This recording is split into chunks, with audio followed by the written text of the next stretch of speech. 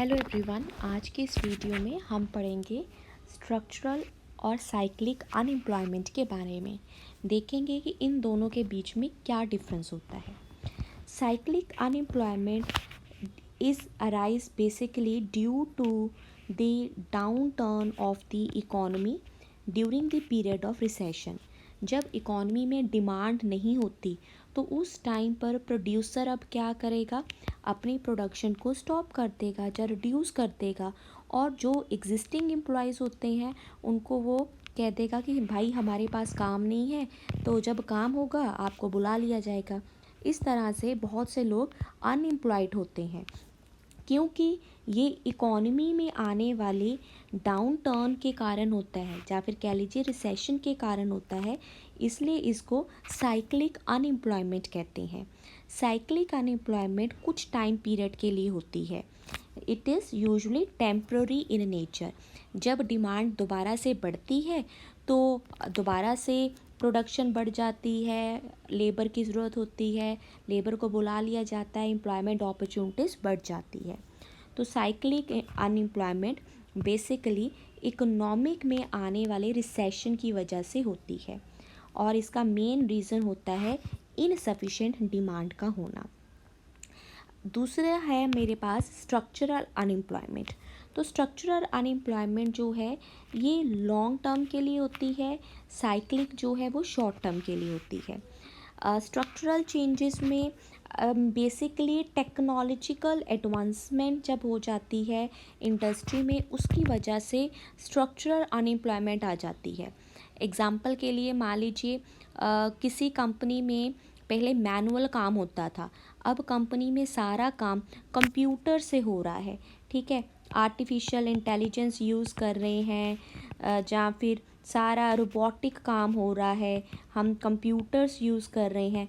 तो उसकी वजह से जिन एम्प्लॉयज़ को एग्जिस्टिंग स्किल्स नहीं आती, जो नई स्किल्स अडॉप्ट की है कंपनी में, वो उन्हें नहीं आती, वो टेक्नोलॉजी नहीं आती, तो उनको जॉब से हाथ धोना पड़ सकता है। तो इस तरह की अनएम्प्लॉयमेंट को हम स्ट्रक्चरल अनएम्प्लॉयमेंट कहते हैं। एग्जाम्पल है advances in the artificial intelligence. आजकल एआई बहुत चल रहा है। अगर लोगों को इसकी स्किल्स नहीं आती, कंप्यूटर यूज़ नहीं करना आता, तो उनको जॉब से निकाल दिया जाता है। राइट, तो इस तरह की अनएम्प्लॉयमेंट को हम स्ट्रक्चरल अनएम्प्लॉयमेंट कहते हैं। अब देखते हैं इम्पैक्ट क्या है दोनों का। स्ट्रक्चरल अनएम्प्लॉयमेंट की वजह से बहुत सारी नौकरियां चली जाती हैं, जैसे कि मैनुअल काम से कंप्यूटर पर आप आ गए। ठीक है, तो वो सारे के सारे पुराने एम्प्लॉयज़ जिनको कंप्यूटर यूज़ करना नहीं आता, वो सभी अपनी जॉब से हाथ धो बैठेंगे। तो बहुत सारे अनएम्प्लॉयमेंट अराइज होगी स्ट्रक्चर में चेंजेस आने से। ठीक है, स्ट्रक्चर का मतलब क्या है, एक कंपनी का स्ट्रक्चर मतलब कि वो क्या आईटी यूज़ कर रहे हैं, काम किस तरह से कर रहे हैं, किस टेक्निक को अडॉप्ट कर रहे हैं। अगर उसमें सब में चेंजेस आ जाएंगे तो ऑब्वियसली कंपनी में जितने भी एग्जिस्टिंग लोग काम कर रहे हैं, अगर उन्होंने नई स्किल को अडॉप्ट नहीं किया तो उन्हें कंपनी छोड़कर जानी पड़ेगी। Workers falling into the poverty, obviously वो जॉब जो है उनके हाथ में नहीं रहती, सोर्स ऑफ इनकम ख़त्म हो जाएगा तो गरीबी अपने आप ही आएगी।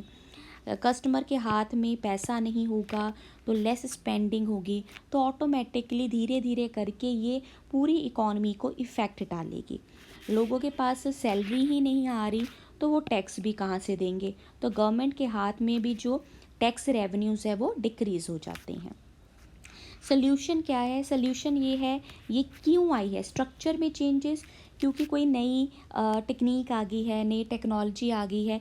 तो उस केस में हम क्या कर सकते हैं, अपने एम्प्लॉयज़ को स्किल्स दीजिए, ट्रेनिंग दीजिए, तो उस ट्रेनिंग से नई टेक्नोलॉजी को भी वो सीख पाएंगे, तो उनको जॉब से हाथ धोने की ज़रूरत नहीं पड़ेगी।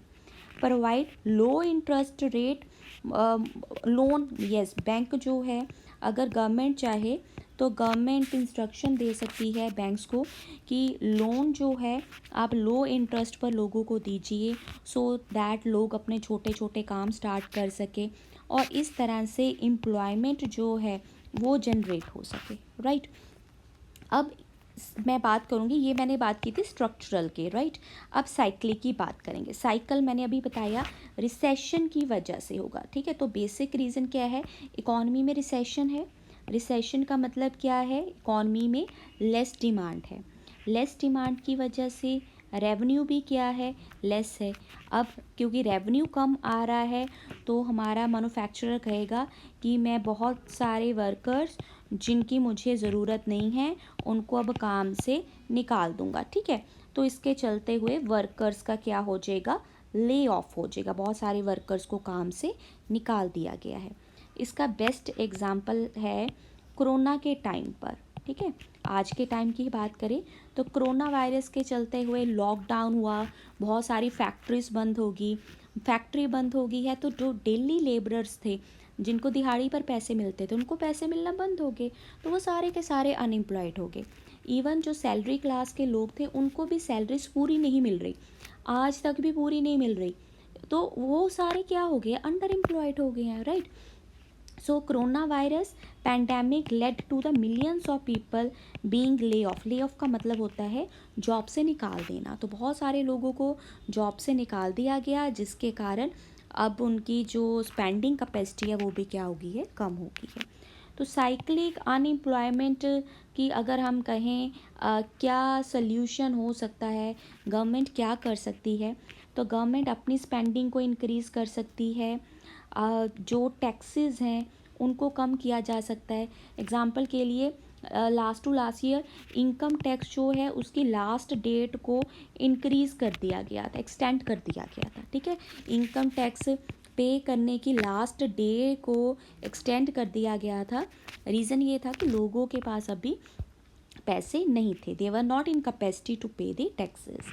हम कंजप्शन को इंक्रीज़ कर सकते हैं, कंजप्शन इंक्रीज़ होगी तो प्रोडक्शन अपने आप इंक्रीज़ होगी, प्रोडक्शन इंक्रीज़ होगी तो लेबर की ज़रूरत पड़ेगी, लेबर हायर आप करोगे, उनको सैलरी दोगे, धीरे धीरे करके जो इकॉनमी है दोबारा से वो स्टेबल होना शुरू हो जाएगी। I hope you will like this video. मैंने एक नया चैनल स्टार्ट किया है, दैट इज़ दी स्टडी वे। इसका लिंक आपको डिस्क्रिप्शन बॉक्स में लिखूँगी, इसे ज़रूर सब्सक्राइब कीजिएगा, बिकॉज मेरी एफर्ट्स हैं कि आपको यूजीसी का पेपर 1 भी साथ साथ में प्रिपेयर करवाऊँ। तो मैं पेपर 1 से रिलेटेड सारी वीडियोस जो हैं वो अपने इस नए चैनल पर डालूँगी। Thank you everyone, stay connected, stay happy.